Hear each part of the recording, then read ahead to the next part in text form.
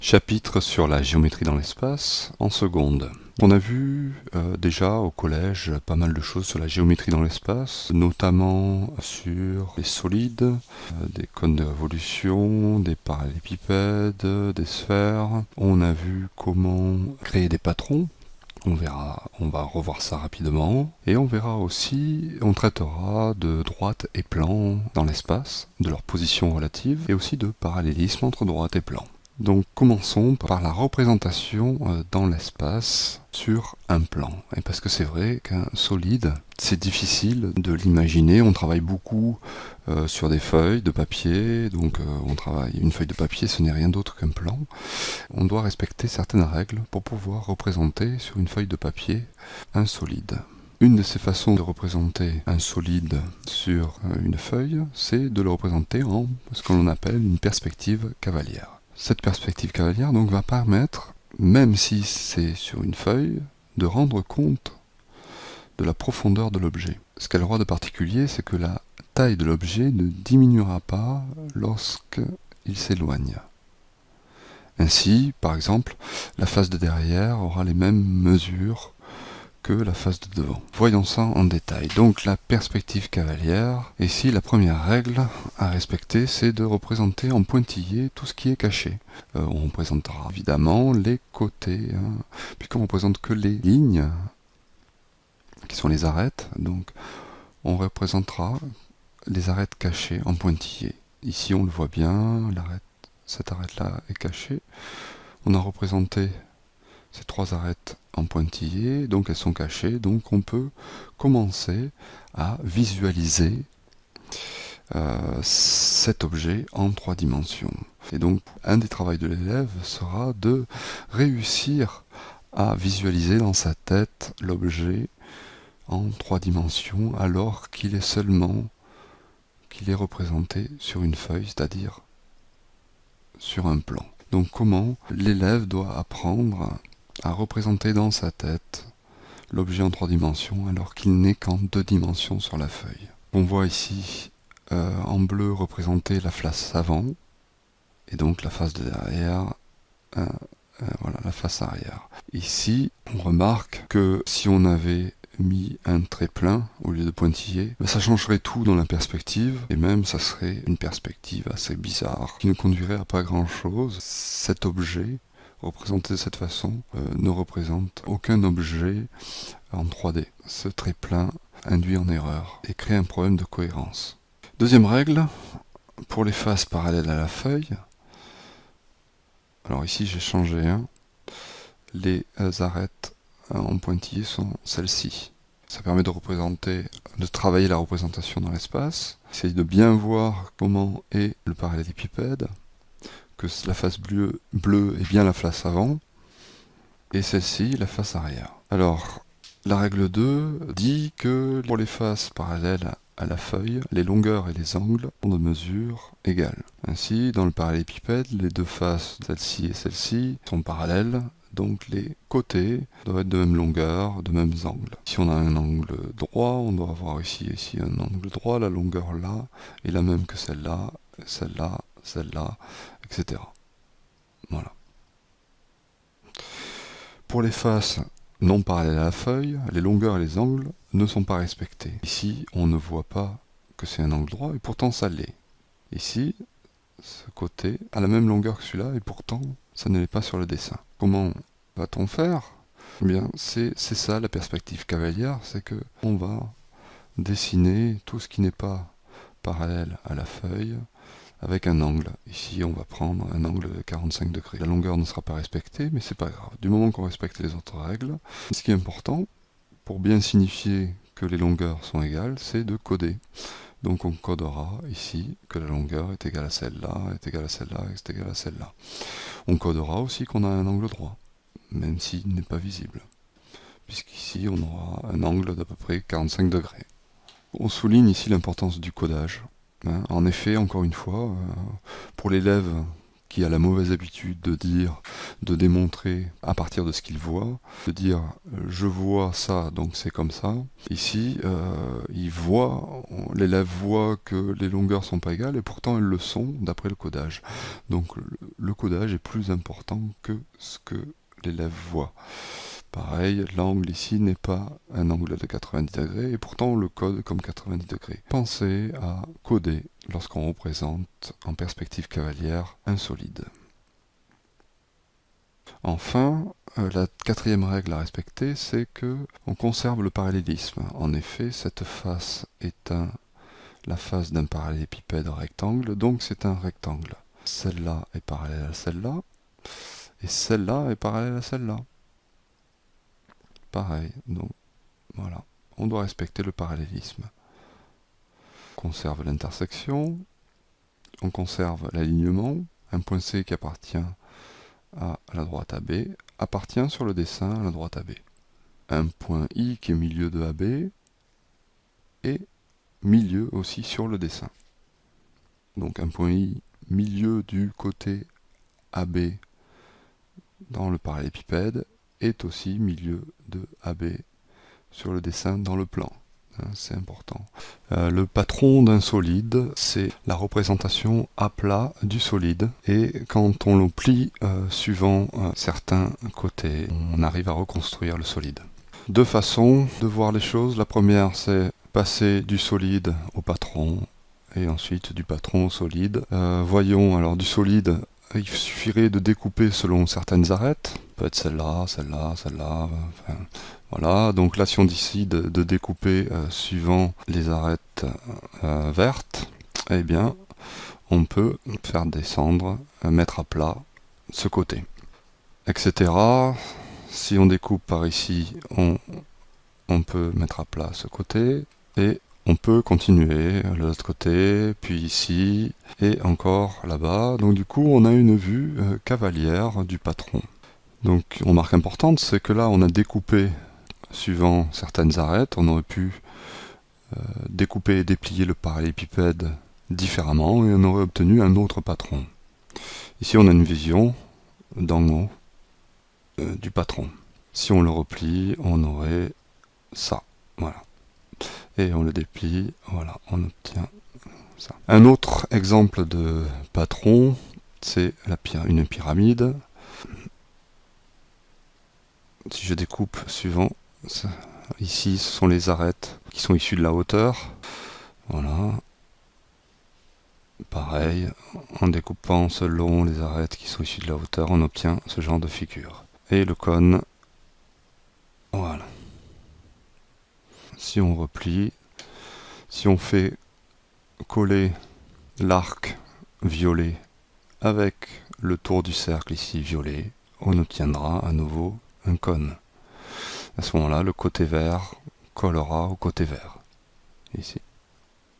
Alors, revenons au parallélépipède, à la géométrie dans l'espace, à la géométrie plane dans l'espace. En perspective cavalière, on a une face d'un parallélépipède qui est dans la réalité un rectangle et représenté par un parallélogramme. Ici, le parallélogramme, la face du dessus est représentée par un parallélogramme. Et généralement, on prend ici, dans ces cas-là, pour marquer l'angle droit, on formera un angle de 45 degrés. Ici, donc c'est pareil, hein, c'est un côté du parallélépipède rectangle. Donc c'est un rectangle, mais qui est représenté sur la feuille comme un parallélogramme. Et enfin, la face de devant, qui elle est bien représentée, puisqu'elle est parallèle à la feuille, est bien représentée par un rectangle. Donc encore une fois, il n'y a que les côtés qui ne sont pas parallèles à la feuille qui ne sont pas représentés tels qu'ils sont. Un autre ici, on va dire plan, qui est représenté par ces 4 points. Ici on a encore on aurait un rectangle qui est représenté par un parallélogramme.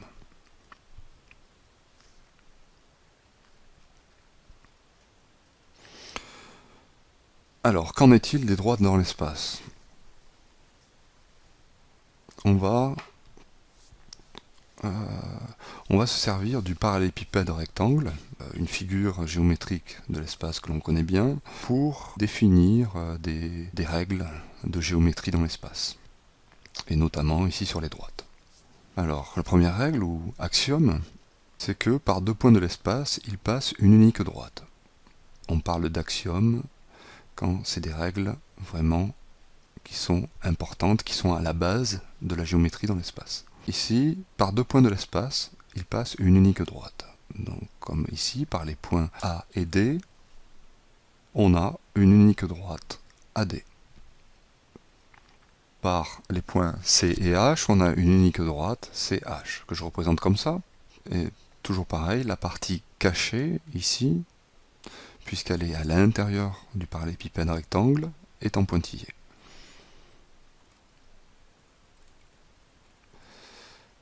Axiome 2, par trois points non alignés de l'espace, il passe un unique plan. Ici, par les points A, D et H, on a le plan ADH. Voilà. Donc, chaque face qui passe par un point, ici, BAD par exemple, la face BAD est un plan. Le plan qu'on pourrait aussi nommer BCD, c'est pareil. Ici, les trois points A, B et C sont alignés. Donc on ne peut pas définir de plan passant par ces trois points, puisqu'ils doivent être non alignés. Par contre, si on prend le point C ici, alors, comment va-t-on faire? On va relier A et C, c'est déjà une arête du parallélépipède rectangle, et relier C à B. Et comme ça, on aura un début de plan, et on s'aperçoit bien ce qu'est ce plan. On pourrait démontrer ce plan, et en fait, si on appelait ici le point D, que c'est ce parallélogramme AB, ACBD, par exemple. Axiome 3, si deux points A et B sont dans un plan, alors tous les points de la droite AB sont dans ce plan. Voilà. Donc tous les points de la droite AB, c'est-à-dire l'ensemble des points de la droite qui passent par A et B, appartiennent au plan. L'axiome 4, qui est très important, que lorsqu'on se situe dans un plan, on peut se servir des règles de géométrie plane. Dans la géométrie dans l'espace, à chaque fois qu'on pourra dire dans le plan ABC par exemple, comme on est dans le plan, on pourra servir de la géométrie plane, de tout ce qu'on a appris en fait au collège. Donc on pourra se servir de Pythagore et de Thalès. Une remarque, tous les éléments de l'espace appartenant à un même plan sont dits coplanaires. Voyons maintenant la position relative de deux droites. Position relative de deux droites, ça veut dire, dans le plan, qu'est-ce qu'on avait? Les droites étaient soit parallèles, soit séquentes, c'est tout. Et qu'en est-il dans l'espace? Dans l'espace, soit elles sont coplanaires, soit elles ne sont pas coplanaires. Si elles sont coplanaires, ça veut dire qu'elles appartiennent au même plan. À ce moment-là, si elles appartiennent au même plan, c'est de la géométrie dans le plan. Donc soit elles sont séquentes dans le plan, soit elles sont parallèles dans le plan. Donc ça fait deux possibilités. Donc coplanaire, on a deux possibilités, ou alors non coplanaire. Ça fait 3 dans l'espace. Voyons ça en détail. Ici, on a deux droites séquentes en A, qui appartiennent au même plan, la face d'en haut du parallélépipède. On dit donc qu'elles sont coplanaires et séquentes. Évidemment, si deux droites sont séquentes, c'est qu'elles appartiennent au même plan. Donc elles sont coplanaires. Donc séquentes pourrait suffire. Je rappelle que deux droites séquentes, c'est deux droites avec un point d'intersection. Ici, si on représentait donc dans le plan de la face supérieure, on aurait ça, voilà, deux droites séquentes. Deux droites parallèles, strictement parallèles, c'est-à-dire deux droites qui ne sont pas confondues. Parce qu'on peut avoir ce cas-là, que les droites soient parallèles et confondues, c'est-à-dire que D et D' soient les mêmes. Dans le plan, voilà, on a deux droites parallèles. Donc coplanaires et confondues. Donc si elles sont confondues, elles sont forcément coplanaires, puisqu'elles appartiennent au même plan. Ça, il faut bien l'avoir en tête. Hein. Donc pareil, elles sont séquentes, elles appartiennent au même plan. Donc on dit qu'elles sont coplanaires. Elles sont parallèles, elles appartiennent au même plan. Elles sont coplanaires. Elles sont parallèles et confondues, alors elles sont aussi coplanaires. La dernière chose qui n'existe pas en géométrie plane, c'est deux droites non coplanaires. C'est-à-dire qui n'appartiennent pas au même plan. Par exemple, ici, la droite D, qui passe par A, et la droite D'. En effet, la droite D appartient à un plan, le plan du dessus, du parallélépipède rectangle, et D' appartient au plan du dessous. Et en effet, le plan du dessus et le plan du dessous, ils sont parallèles, donc ils se coupent, ils vont jamais se couper. Hein. Ils sont l'un au-dessus de l'autre, et du coup, les droites D et D' ne vont jamais se couper non plus. C'est comme ça, donc on voit qu'il existe d'autres droites que les droites coplanaires, et on les appelle les droites non coplanaires. Voilà un exemple de droite non coplanaire, donc qui n'appartiennent pas au même plan.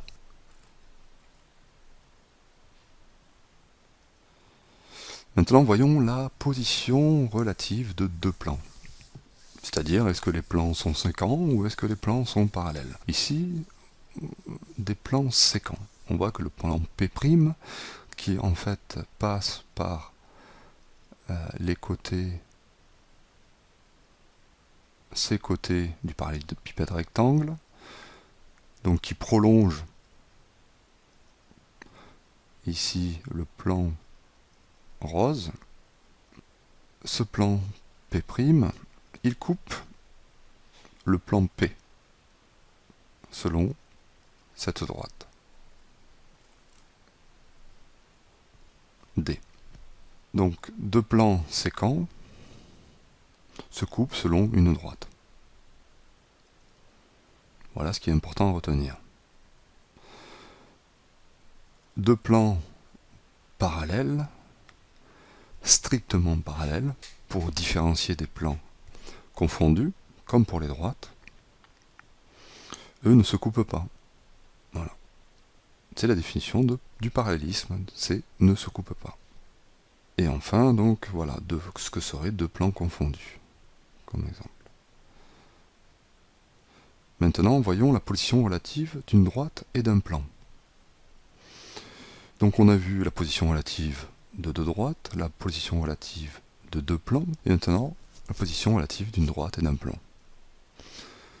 Qu'est-ce qu'il peut y avoir comme configuration entre une droite et un plan? Eh bien, la droite peut couper le plan P, comme ici. La droite D coupe le plan P en A. Donc si la droite et le plan sont séquents, c'est qu'ils ont un point en commun. Il y a un seul point d'intersection. Un autre exemple, ici la droite D et le plan, donc coupe le plan P en un point. Le parallélisme. La droite D, ici, est parallèle au plan P. Pourquoi? Parce qu'elle ne coupe jamais, elle ne coupe pas le plan P, en aucun point. Donc D et P sont parallèles. C'est toujours pareil. Parallélisme, c'est le contraire de séquent. Et séquent, ça veut dire se coupe. Donc D et P parallèles, ça veut dire qu'ils ne se coupent pas. Donc ils n'ont aucun point en commun. Un autre exemple, ici, cette droite, qui est la diagonale du rectangle qui représente la face du haut dans ce parallélépipède rectangle, cette diagonale ne coupe pas le plan qui est le côté du bas.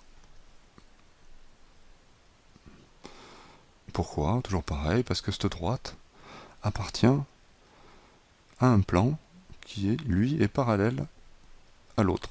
Donc forcément, c'est le cas qu'on avait tout à l'heure, si les deux plans sont parallèles, alors ils ne se coupent pas. La droite qui appartient à ce plan ne coupe pas non plus le plan du dessous. Ici, si nos deux plans parallèles tout à l'heure étaient confondus, comme dans ce cas, alors donc on aurait la droite ici dans le plan P. Et on dirait que la droite est incluse, comme ici aussi, dans le plan. Nous allons voir maintenant des propriétés liées au parallélisme dans l'espace.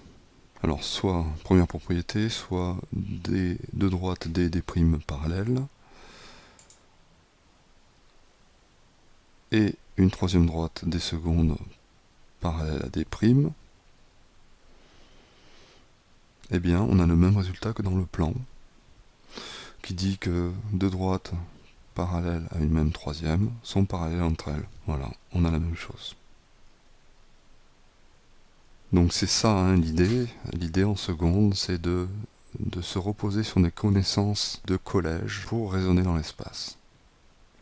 Donc là, on n'a pas à aller chercher bien loin. Cette propriété, elle est logique. Intuitivement, on peut retrouver facilement cette propriété. Propriété 2, deux droites parallèles.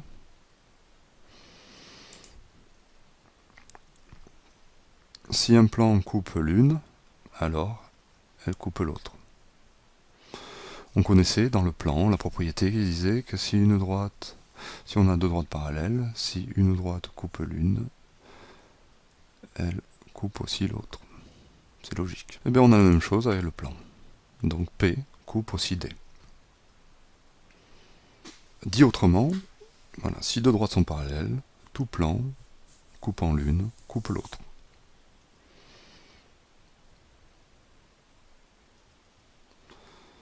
Propriété 3. Donc D et D' sont parallèles, comme d'habitude. Si D est inclus dans un plan P, alors D' est parallèle à P.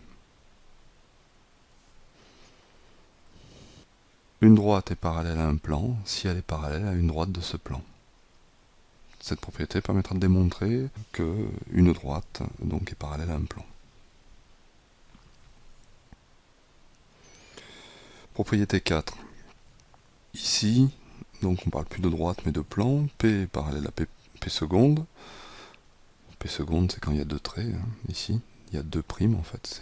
Et si P' est parallèle à P seconde, alors qu'est-ce qu'on a? On a P parallèle à P'. Si deux plans sont parallèles, alors tout plan parallèle à l'un est aussi parallèle à l'autre. C'est similaire à ce que l'on connaît dans le plan, au niveau formulation de propriété. Donc on continue, la propriété 5, on a D parallèle à D', toujours pareil, et delta parallèle à delta'. Alors les plans formés par ces deux droites, ces droites séquentes respectivement, donc P lié à D et delta, et P' lié à D' et delta', ils sont parallèles. Autre propriété, 6, donc P est parallèle à P', P seconde, et coupe ces deux plans, alors les deux plans seront coupés selon deux droites parallèles. Propriété 7. Donc là, on enfile les propriétés, on en voit beaucoup. Mais encore une fois, elles sont logiques. P et P', deux plans parallèles. D parallèle à P, alors forcément D parallèle à P'. Ne retenez pas ces propriétés. Elles sont tellement simples qu'il faut que vous soyez capable de les retrouver. Comment on va écrire cette propriété en français? Si on a deux plans parallèles, alors toute droite parallèle à l'une est aussi parallèle à l'autre. La 8e propriété, si donc deux plans sont séquents, ils se coupent selon la droite D, ici, donc D est l'intersection de P et P', et soit une droite D', qui est parallèle à P est parallèle à P', alors forcément D' est parallèle à la droite d'intersection des deux plans D. Observez bien la figure, vous verrez que c'est logique. Et enfin, la dernière propriété, la plus compliquée, ce qu'on appelle le théorème du toit, qu'on a de droite parallèle, D, D', D qui est inclus dans le plan P, D' qui est inclus dans le plan P', tel que ces deux plans sont sécants. Voilà. Donc s'ils sont sécants, ils se coupent selon une droite, ben, la droite delta, et on a alors que delta est parallèle à D et parallèle à D'. Encore une fois, c'est très logique. Donc, revenez en arrière, revoyez la vidéo sur le théorème du toit, et vous verrez que la construction et que la déduction est très logique. Voilà, cette vidéo sur le cours de géométrie dans l'espace en seconde est terminée. L'essentiel de ce que vous devez savoir était dans ce cours. Maintenant, je vous invite à visionner la deuxième vidéo qui contient des exercices, qui contient des méthodes et les façons de rédiger tout ce qu'il faut savoir faire en géométrie dans l'espace en seconde.